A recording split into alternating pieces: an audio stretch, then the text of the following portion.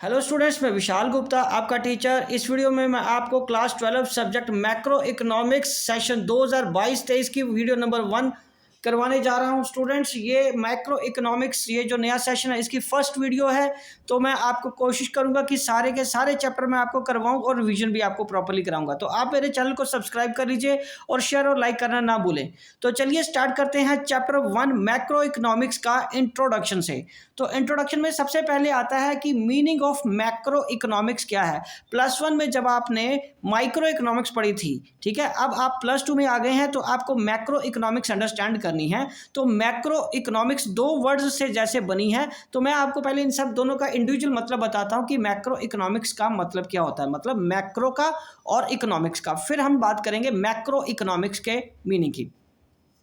Macro का जैसा कि आपको पता ही है, मैक्रो मीन्स लार्ज, ठीक है। और इकोनॉमिक्स का जो कि डेफिनेशन आपने प्लस 1 में भी पढ़ी थी, deals with the optimum utilisation of resources which are limited, कि ऑप्टिमम यूटिलाइजेशन हम लिमिटेड रिसोर्सेज का किस तरीके से करें कि हमारी जो सेटिस्फैक्शन है वो मैक्सिमम हो। इसको हम क्या बोलते हैं? इकोनॉमिक्स। तो अब हम बात करेंगे कि मैक्रो इकोनॉमिक्स की डेफिनेशन क्या बनी। So macro economics is defined as that branch of economics which studies economic issues और economic problem at the level of the economy as a whole.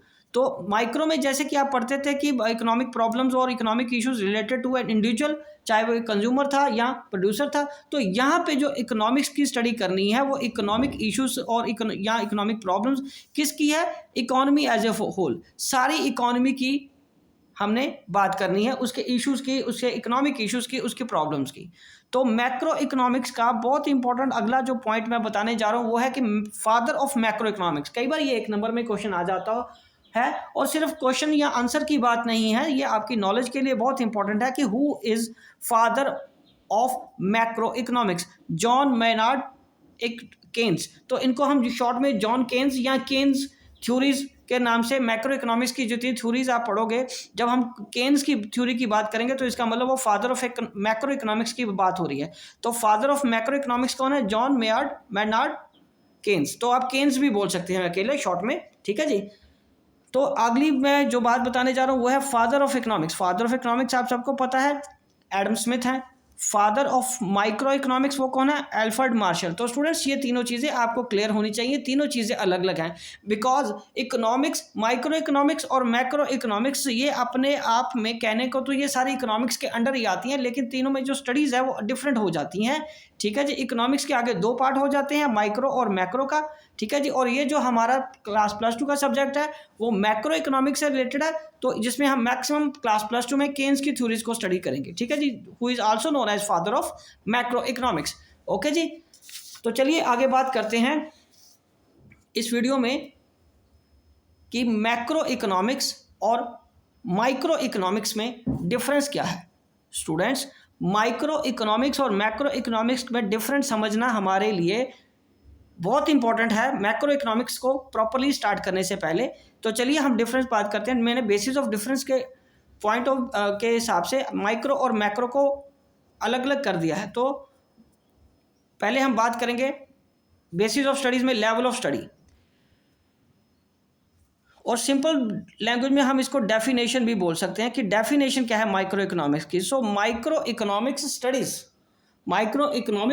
Studies the problem of security and choice at the level of individual, a house hold, a firm और an industry. मतलब individual level पे जो economic problem है, security की problem है, choice की problem है, ठीक है, उसको स्टडी करती है माइक्रो इकोनॉमिक्स। और मैक्रो इकोनॉमिक्स क्या स्टडी करती है?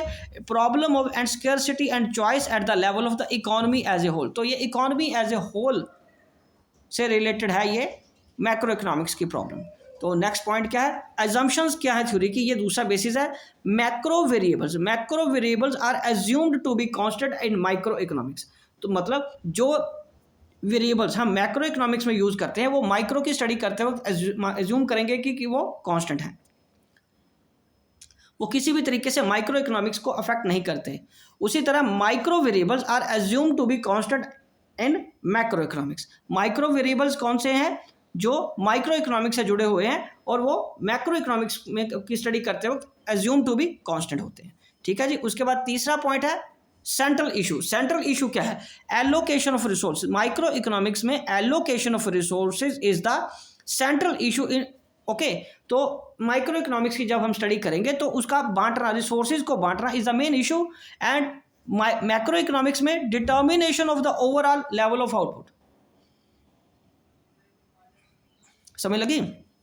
डिटर्मिनेशन, किस तरीके से हम overall level of output find करेंगे is the central issue in macro economics, right students.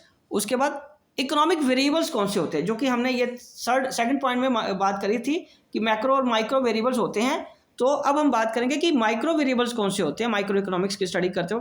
Consumers demand and producer supply, ठीक है, इंडिविजुअल कंज्यूमर की डिमांड या इंडिविजुअल कंज्यूमर की सप्लाई और वाइस वर्सा, ठीक है।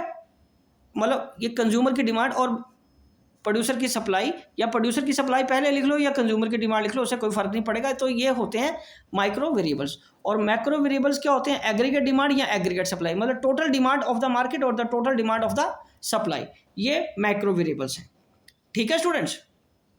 फिफ्थ पॉइंट की अगर बात करें हम, तो फिफ्थ में डिग्री ऑफ एग्रीगेशन। यहाँ एग्रीगेशन का मतलब है टोटलिटी में, सो limited degree of aggregation. Micro economics में हमारे पास ज़्यादा स्कोप नहीं होता टोटल करने का, टोटलिटी करने का, हम इंडिविजुअल लेवल पे ही स्टडीज करते हैं। बट मैक्रो लेवल पे वाइडर डिग्री ऑफ एग्रीगेशन है, ज़्यादा चॉइस होती है, ज़्यादा स्कोप होता है टोटल फिगर्स को लेने का, एग्रीगेट का, बिकॉज हमें overall level of the economy find करना होता है किसी भी प्रॉब्लम से रिलेटेड, है ना जो। सो आगे हम बात करेंगे इकोनॉमिक एजेंट कौन से होते हैं माइक्रो इकोनॉमिक्स में जो इकोनॉमिक एजेंट होते हैं वो क्या होते हैं? कंज्यूमर्स या प्रोड्यूसर्स मतलब इंडिविजुअल्स टेक्स डिसीजन। इंडिविजुअल्स अपने लेवल पे डिसीजन लेते हैं अपनी इकोनॉमिक प्रॉब्लम्स का, ठीक है। बट मैक्रो इकोनॉमिक्स में RBI, reserve bank of India, SEBI, securities exchange board of India, कोई भी इंस्टीट्यूशन जो इकोनॉमिक डिसीजंस लेती हैं या इंस्टीट्यूशंस डिसीजन लेते हैं, ठीक है, उसको, उस स्टडी को क्या बोलते हैं हम? Macro economics. और माइक्रो इकोनॉमिक्स में इंडिविजुअल कंज्यूमर या इंडिविजुअल प्रोड्यूसर डिसीजन लेते हैं, ठीक है जी। उसके बाद सेवंथ पॉइंट है मेथड ऑफ स्टडी। हम क्या बोलते हैं माइक्रो इकोनॉमिक्स में? हम बोलते हैं कि ये पार्शियल इक्विलिब्रियम एनालिसिस है, और मैक्रो इकोनॉमिक्स में वो जर्नल इक्विलिब्रियम एनालिसिस है। माइक्रो इकोनॉमिक्स में हम क्या बोलते हैं उसको? पार्शियल इक्विलिब्रियम एनालिसिस, और मैक्रो इकोनॉमिक्स में हम बोलते हैं जर्नल इक्विलिब्रियम एनालिसिस, ठीक है जी, ओके। तो अब हम बात करेंगे कि माइक्रो मैक्रो पैराडॉक्स क्या होता है। अब डिफरेंस के ये 7 पॉइंट थे, ये पॉइंट खत्म हो गया, और ये अकेला छोटा सा पॉइंट है, मैं आपको अभी इसी में क्लियर कर देता हूँ इसी वीडियो में। माइक्रो और मैक्रो पैराडॉक्स क्या होता है, मतलब what is logical eight micro level. जो हम कहते हैं कि लॉजिकल है माइक्रो लेवल पे, वो may not be logical at macro level. मतलब जो हम कहते हैं कि लॉजिकल है माइक्रो के लिए, वो मैक्रो के लिए लॉजिकल नहीं होता। मैं आपको इसकी एक एग्जांपल देके समझाता हूँ। फॉर एग्जांपल, यहाँ से मेरे साथ देखिए ज़रा, मैं लिखने जा रहा हूँ। For example, individual saves his money at micro level. Naturally वो मनी सेव करता है, ठीक है, इसीलिए तो वो अपनी मैक्सिमम सेटिस्फेक्शन के लिए कम रिसोर्सेज को यूज करता है। But at macro level, if whole economy started saving,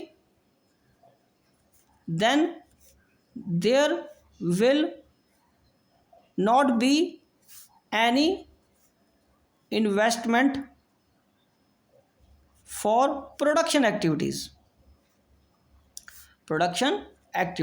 तो इससे आपको समझ लगे ना कि जो चीज़ माइक्रो में जेन्युइन लगती है हमें बात, वो हमें मैक्रो लेवल पे जेन्युइन नहीं लगती। सेविंग करना बहुत अच्छी बात है, पर वो इंडिविजुअल व्यक्ति के लिए तो बहुत अच्छी बात है, बट मैक्रो के लेवल पे, मैक्रो इकोनॉमिक्स में हम सारे के सारे लोग ही सेविंग करना शुरू कर देंगे, तो प्रोडक्शन कहाँ से होगी, इन्वेस्टमेंट कहाँ से होगी, इन्वेस्टमेंट ही नहीं फिर हो पाएगी। सो पैराडॉक्स क्या हो गया कि जो चीज़ माइक्रो लेवल पे हम कहते हैं कि लॉजिकल है, वो मैक्रो लेवल पे लॉजिकल नहीं होती। ठीक है स्टूडेंट्स, तो ये वीडियो यहीं पे मैं कंक्लूड करता हूँ।